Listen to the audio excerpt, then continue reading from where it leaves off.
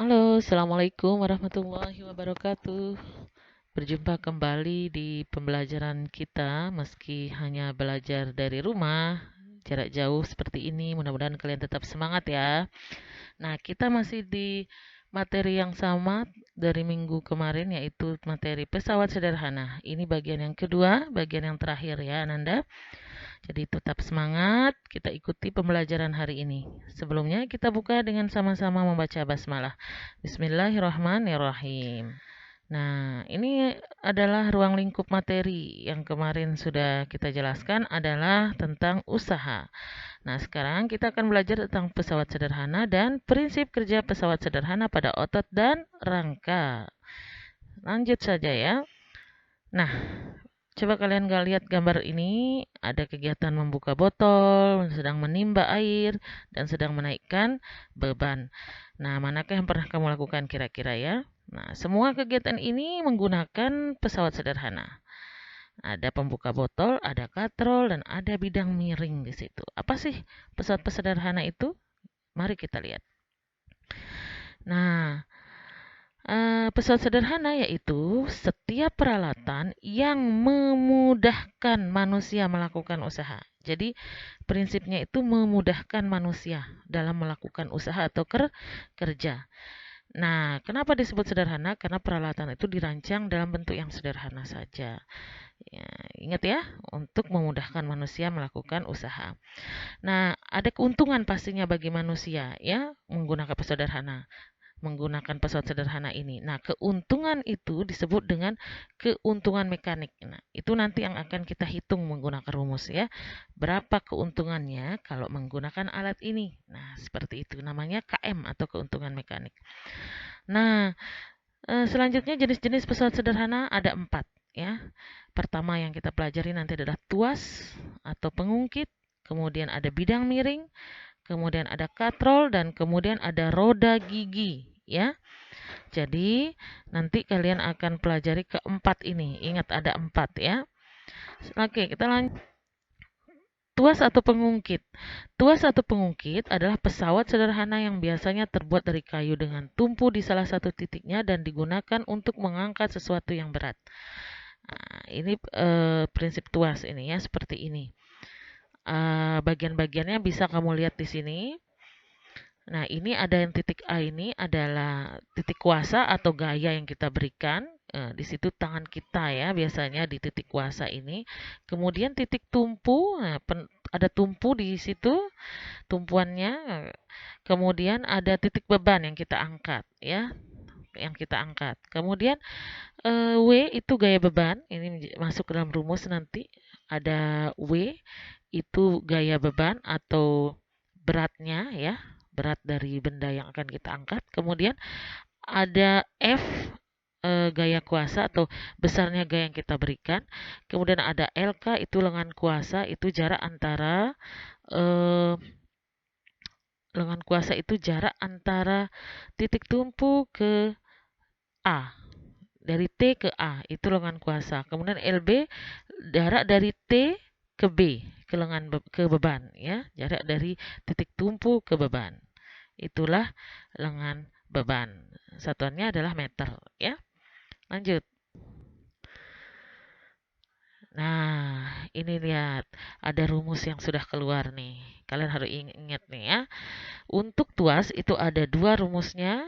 Pertama, nanti kalau salah satu dicari antara W atau F ya, W itu beban, beratnya beban yang diangkat, atau F gaya yang kita berikan, atau bisa jadi yang ditanya adalah berapa panjang lengan bebannya, LB.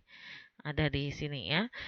Atau yang ditanya adalah berapa panjang lengan kuasanya. Ya, di situ udah jelas di gambar itu mana yang disebut lengan beban, mana yang disebut lengan kuasa. Ya, nah rumusnya adalah W kali LB sama dengan F kali LK. Nah, udah itu aja. Ya, diingat ya. Apa itu W, LB, F, dan LK silahkan dibaca. Nah, kemudian kita harus mencari keuntungannya dong. Namanya juga pesawat sederhana, ada keuntungannya. Keuntungan mekanis adalah angka yang menunjukkan berapa kali pesawat sederhana itu menggandakan gayanya. Nah, cara mencarinya adalah W atau beban dibagi gaya, besarnya gaya. Atau bisa juga dengan panjang lengan kuasa dibagi panjang lengan beban. Nah, jadi ini pilihannya ya. Ada dua di situ, bisa W atau beban dibagi dengan kuasa, W dibagi F, atau bisa menggunakan LK bagi LB. Paham ya? Oke, nanti kita lihat di contoh soalnya. Selanjutnya, nah jenis-jenis tuas. Nah, ini harus kalian ingat ini. Ya, Bu Guru udah berusaha untuk memberikan contoh yang banyak di sini. Jenis-jenis tuas ini ada 3 ya. Pertama, tuas golongan 1. Tuas pertama, tuas kedua, dan tuas ketiga. Nah, di sini di bawah ini ada gambar posisi dari perbedaan tuas 1, 2, dan 3. Kalau kalian lihat di sini, tuas golongan 1 itu kalian cara menghafalnya begini ya, Bu Guru kasih trik. Jadi yang membedakannya itu yang titik tengahnya dah kalian lihat. Kan ada 3 bagian, ada kuasa, titik tumpu dan beban ya. Nah, untuk tuas golongan pertama itu titik tumpunya di tengah. Jadi kalian lihat tengahnya. Kalau tuas golongan pertama itu titik tumpunya di tengah. Nah, kalau tuas golongan kedua atau tuas 2 ini apa yang di tengah? Bebannya. Tuas golongan 3 apa yang di tengah? Kuasanya. Ingat kuasa ini adalah gaya atau di mana tangan kita diletakkan. Ya. Jadi yang pertama tadi tuas pertama apa yang di tengah? Tumpu, titik tumpu. Tuas 2 apa yang di tengah? Beban. Tuas 3 yang di tengah adalah kuasa atau gaya. Kan 3 bagian aja. Beban, titik tumpu, kuasa, itu aja bagiannya. Nah, itu dipindah-pindah aja, pokoknya di tengahnya aja diingat supaya tidak bingung. Ya. Oke, sekarang kita lihat contoh tuas 1 itu kalau titik tumpunya di tengah itu apa? Ada gunting contohnya di bawah ini. Dan semua contoh yang ditulis apa gambar yang di atas ini ada contohnya. Ada tang ya. Kemudian ada penjepit buku, itu semuanya adalah tuas 1. Nah, kemudian tuas 2 bebannya yang di tengah. Contohnya di sini adalah pada gambar paling bawah itu pembuka botol ya, pembuka botol. Itu beban di tengah. Untuk membuka itu bagian beban itu kan di mana tempat apa namanya beban atau barang yang akan kita bantu itu yang akan kita buka kalau di sini ya di pembuka botol ini. Nah, beban yang di tengah. Selanjutnya kuasa tumpu itu bisa di kiri kanannya, mana-mana ya. Nah, kemudian contoh yang lainnya adalah arko itu ya. Itu bebannya di tengah. Kan titik tumpunya adalah di rodanya. Dan banyak yang lainnya contohnya di situ gambarnya. Kemudian tuas 3 ini kalau di gambar paling bawah itu contohnya adalah skop atau ya skop ini ya. Tuas jenis 3 ini kan yang di tengah apa tadi? Kuasa atau gaya yang kita berikan. Nah, coba lihat di gambar ini, orang yang memegang skop itu tangannya di tengah. Jadi kuasanya di tengah. Nah, kuasa ini kan tangan kita di mana tangan kita memegang gitu ya. Nah, jadi dia di tengah, maka dia tuas 3 ya. Kemudian titik tumpunya di mana? Di belakang. Bebannya di mana? Ya di tempat dia mengambil tanahnya untuk menyekop itu. Itu beban itu, ya. Ya, paham ya sampai di sini ya. Nah, contoh lainnya adalah pinset. Ketika kamu pegang pinset atau staples di atas itu atau cangkul itu, nah, itu kalian memegang bagian tengahnya. Sehingga disebut dengan kuasanya di tengah itu berarti tuas 3, golongan 3. Oke, paham ya? Oke, kita lanjut. Nanti kalian ingat ini. Contoh soal dari tuas. Nah, masih ingat kan ya? Ya, ini ada tuas apabila beban terletak 2 meter dari titik tumpu. Jadi beban terletak 2 meter dari titik tumpu berarti LB. LB itu lengan beban. Gampang ingatnya kan? Maka gaya dan keuntungan mekanis pada tuas di atas adalah gaya dan KM, F dan KM yang ditanya. Nah, kita lihat dulu pembahasannya. Apa aja yang diketahui? LK-nya ada di situ di gambar itu 6 meter dari titik tumpu ke kuasa atau F. Itu LK ya. Nah, LK lengan kuasa ya. Nah, itu 6 meter ada di gambar itu. Kemudian LB-nya tadi 2 meter dari titik tumpu ke beban 2 meter. Kemudian beratnya atau bebannya 600 Newton. Ingat ini beban ya. Ingat berat, satuannya adalah Newton. Kalau dia masih kilogram, nanti dikalikan dengan gaya gravitasi 10 aja, ya. Jadi satuannya berubah jadi Newton nanti. Nah, sekarang apa yang ditanya? Gaya F ya, gaya itu ya. Kemudian KM, keuntungan mekanik. Oke, masukkan ke rumusnya. Kita udah tahu rumusnya, F kali LK sama dengan eh, LB kali W atau W kali LB. Boleh ya. Nah, masukkan angka-angkanya, LK-nya 6 meter, LB-nya 2 meter, dikali W-nya 600 Newton. Kamu kalikan dulu 2 dengan 600. Itu hasilnya 1200 Nm ya satuannya. Oke. Kemudian kalau F saja yang dicari, maka 6 itu turun ke bawah menjadi bagi, ya kan? Jadi 1200-nya dibagi 6 sama dengan 200 Newton. Gampang kan? Iya. Jadi gaya yang dikeluarkan itu 200 Newton, padahal beratnya adalah 600 Newton. Nah, ini kan ada keuntungan mekanik di sini. Ternyata kita tidak perlu mengeluarkan gaya 600 Newton untuk mengangkat beban yang sebesar 600 Newton tadi. Hanya 200 Newton aja. Nah, berapa keuntungan mekaniknya? Nah, boleh kalian pakai rumus W dibagi F atau LK bagi LB juga boleh, ya. Nah, W bagi F di sini 600 bagi 200. Berapa? 3. Nah, kalau keuntungan mekanisnya tidak ada satuannya, jadi 3 saja. Nah, kalau kamu pakai LK bagi LB juga bisa. LK-nya berapa? 6. Ya, dibagi LB-nya 2. 6 bagi 2, 3 juga. Sama ya. Oke, gampang kan? Yang kedua sekarang adalah bidang miring. Bidang miring adalah rute jalan di pegunungan dibuat melikulik seperti ular. Oke. Ternyata lintasan yang melikulik itu pada dasarnya mengikuti prinsip bidang miring. Kenapa harus begitu ya? Kenapa nggak dibuat lurus aja biar cepat sampai gitu dari bawah langsung ke puncak? Jatuh dong. Ya. Oke, lanjut. Apa sih bidang miring itu? Bidang miring adalah suatu lintasan yang memiliki kemiringan tertentu dan membentuk sudut terhadap permukaan mendatarnya yang berfungsi untuk mempermudah memindahkan barang dari tempat yang rendah ke tempat yang lebih tinggi. Seperti di gambar ini. Kalau kalian pernah mindahin motor dari bawah ke atas rumahmu, ya inilah kira-kira. Pasti ada papan yang kita gunakan ya. Nah, itu termasuk prinsip bidang miring ya. Oke, kita lihat dulu bagian-bagiannya. Nah, di sini ya, bidang miring ini kalian lihat dulu di kotak yang sebelah kiri ini ada S.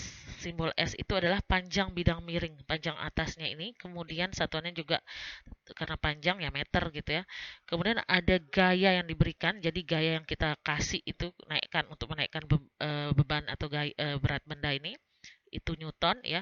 Kemudian tetap ada W berat benda yang kita mau naikkan ya.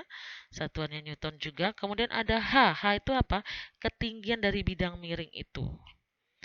Nah, kemudian ada besar sudut tapi nggak dipakai di sini sekarang ya.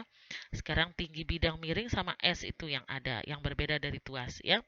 Nah, rumusnya ini bisa menggunakan ini F sama dengan W kali H per S atau sebenarnya bisa seperti F kali LK sama dengan W kali LB kemarin. Tinggal dipindah aja.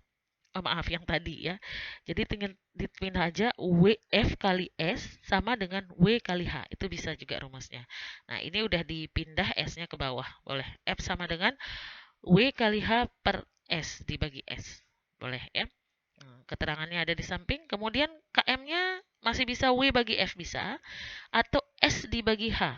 Ingat S itu panjang bidang miring, H itu ketinggian dari bidang miring ya. Height ya. Nah, oke. Itu bedanya sedikit aja dari tuas. Bedanya kalau tuas pakai LK dan LB, ini pakai S dan H ya. Oke, lanjut. Oke, sekarang contoh soal dari bidang miring ya. Perhatikan gambar di atas, bila beban seberat 5000 Newton dinaikkan setinggi 10 meter. Berarti setinggi berarti height ya. Dengan menggunakan papan yang panjangnya 20 meter. Nah, ini panjang papan berarti S ya. Yang dibuat seperti gambar di atas. Tentukan keuntungan mekanis dan gaya minimum yang diperlukan untuk dapat menariknya.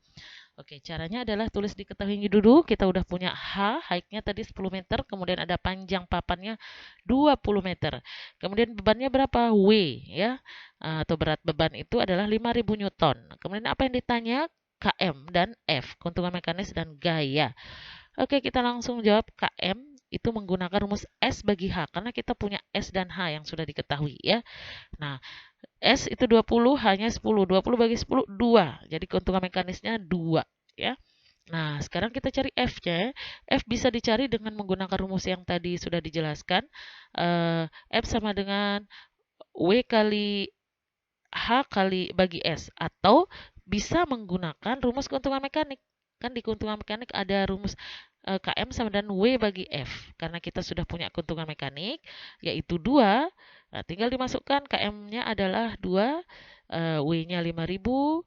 Nah, F-nya ditanyakan. Nah, kalau sudah begini, tinggal dibalik saja rumusnya. F-nya pindah, jadilah 2-nya di bawah. Itu kan bisa ya. Nah, rumusnya jadi berubah F sama dengan W bagi Km.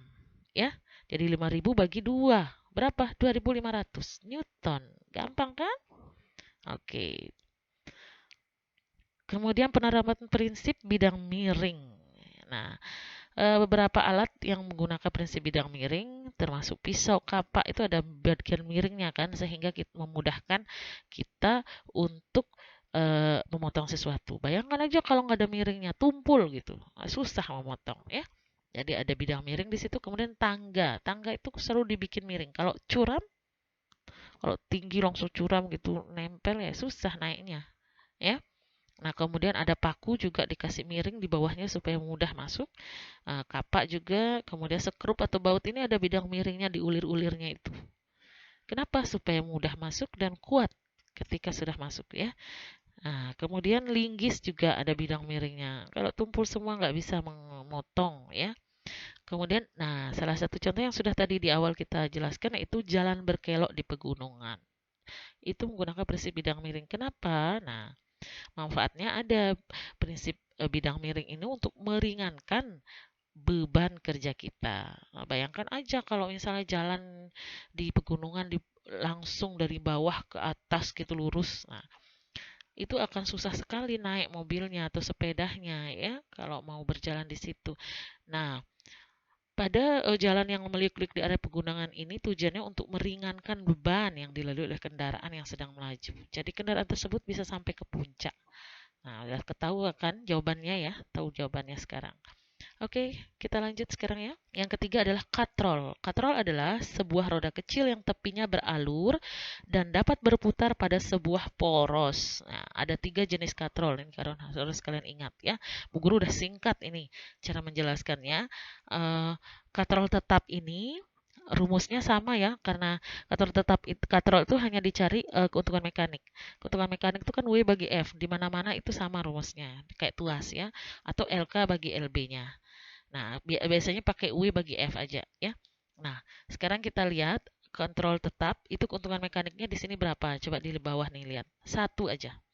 Ini seperti orang menimba air atau ketika kalian menaikkan bendera, itu kontrol tetap itu. Jadi keuntungan mekaniknya 1, artinya apa? Gaya dengan beban yang diangkat itu sama. Loh, berarti tidak ada keuntungan dong kalau gayanya sama dengan berat bebannya. Nah, kalau untuk kontrol tetap, itu dia hanya mengubah gaya, mengubah arah gaya. Nah, misalnya kalian menimba air, daripada kalian mengambil air dari bawah ke atas, itu lebih berat, lebih susah gitu ya. Karena melawan gaya gravitasi, kan ngambil air dari kalian tarik talinya tanpa katrol, itu langsung menggunakan tangan kalian, itu lebih susah loh dibandingkan dengan menggunakan katrol. Kenapa katrol tetap ini dia sama memang keuntungan mekaniknya hanya 1 atau sama dengan nilai bebannya, tapi dia bisa mengubah gaya. Jadi kalau kita tanpa katrol itu gaya kita dari bawah ke atas itu melawan gravitasi. Melawan gaya gravitasi maka akan susah gitu ya. Tapi kalau kita tarik dari kayak seperti gambar ini dari atas ke bawah, itu kan berarti sejalan dengan gaya gravitasi ke bawah. Nariknya kan dari atas ke bawah. Tangan kita ya, tali yang kita tarik tadi. Nah, maka dengan mengubah gaya itu, arah gaya itu sudah mengurangi ya apa namanya? Membantu, memudahkan kita bekerja. Tapi tadi sekali lagi gayanya tetap sama dengan berat bebannya. Misalnya bebannya air itu misalnya di sini atau bebannya bendera yang kalian kerek itu ya 100 Newton, maka gaya yang kalian keluarkan juga 100 Newton. Cuma lebih mudah aja gitu. Karena arah yang kita pakai itu adalah searah gaya gravitasi bumi, yaitu dari atas ke bawah gitu tarik. Ya, paham ya? Jadi ingat satu gaya kentungan mekanik dari katrol tetap. Bentuknya seperti itu katrol tetap ya, seperti mengerek bendera atau menimba air di sumur. Kemudian katrol bebas yang kedua. Katrol bebas ini dia eh, apa? Letak gayanya ini bebas, bisa ke arah kiri kanan gitu ya. Gaya yang menariknya ini ya. Nah, ini seperti ini kira-kira bentuknya katrol bebas itu talinya ke arah atas ya, malah ya. Nah, ini keuntungan mekaniknya malah dua ya. Keuntungan mekaniknya dua. Ada cara mencarinya, tapi kalian udah tahu pokoknya keuntungan mekaniknya dua. Nah, berarti ini lebih lebih memudahkan dibandingkan katrol tetap. Kalau arah talinya ke atas seperti ini, ya. Nah, jadi katrol tetap lebih memudahkan dibandingkan katrol bebas lebih memudahkan usaha dibanding katrol tetap itu karena keuntungan mekanisnya dua. Nah, yang ketiga itu katrol majemuk. Nah, ini katrol majemuk berarti katrolnya banyak ya. Nah, berapa keuntungan mekanisnya? Tergantung jumlah katrol. Tinggal hitung jumlah katrolnya di gambar ini berapa. Di sini gambar katrolnya 5. Berarti keuntungan mekaniknya 5. Berarti semakin mudah lagi nih kerjanya. Ya. Nah, oke. Kita lihat di contoh soal ya. Oke, di contoh soalnya kita menggunakan katrol tetap dulu yang pertama nih. Logam yang beratnya 250 Newton diangkat dengan katrol tetap. Hitung besar kuasanya. Oke, kita lihat. W-nya bebannya 250 Newton, berapa F-nya? Karena katrol tetap kita udah pasti tahu km-nya atau keuntungan mekaniknya tadi 1. KM-nya udah 1. Jadi ya udah W bagi F sama dengan KM, KM-nya 1. W-nya 250.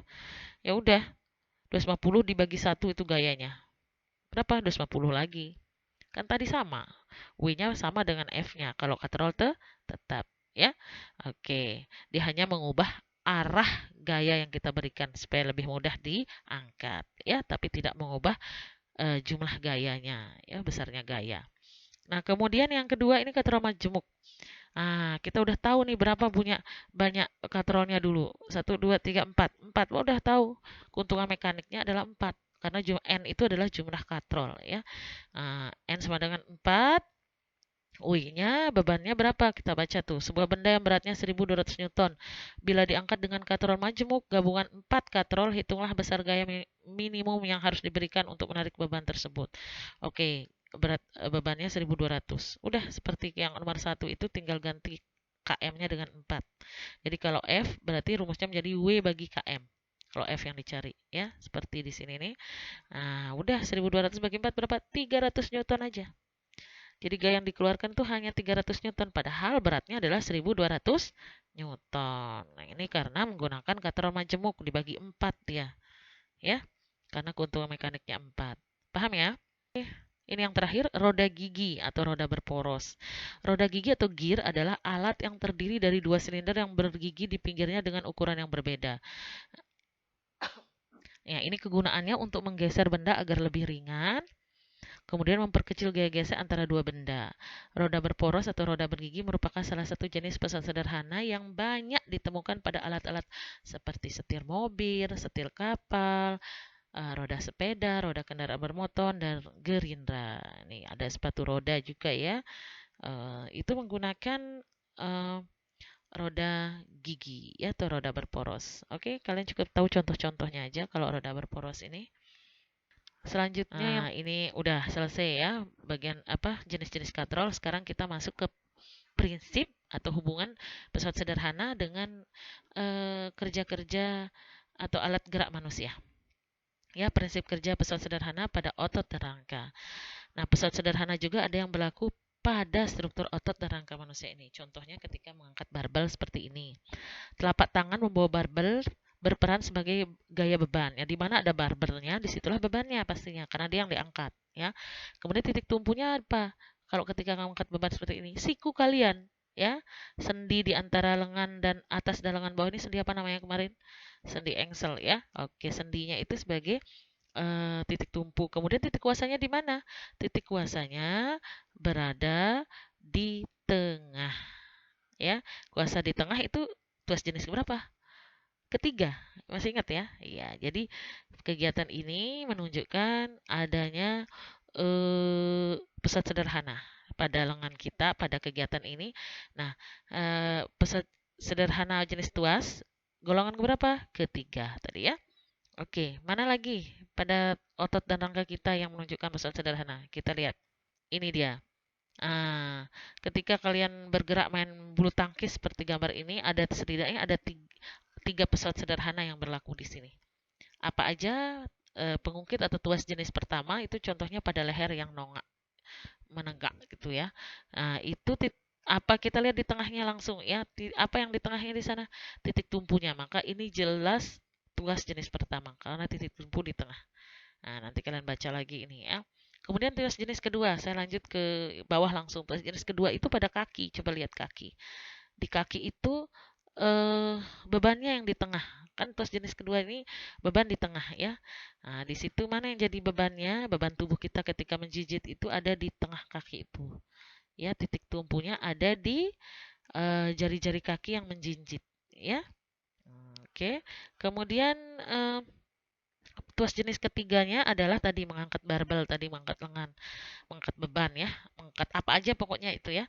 Nah, itu tadi apanya yang di tengah tadi? Kuasanya ya, kuasanya karena titik tumpunya bisa di siku atau di lipetan ketiak kita ini di sendi peluru ya kalau di lengan kita ini ya atau di sendi engselnya itu bisa jadi titik tumpu. Oke, jadi ini contoh dari pesawat sederhana yang ada di bagian tubuh kita. Tolong diingat ini, ya ada tiga ini, ada di kepala, di kaki duluan ya. Yang putus jenis keduanya baru kemudian jenis ketiganya adalah di lengan kita. Jangan lupa ya.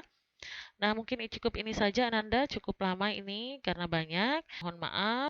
Terima kasih atas segala perhatiannya. Wassalamualaikum warahmatullahi wabarakatuh.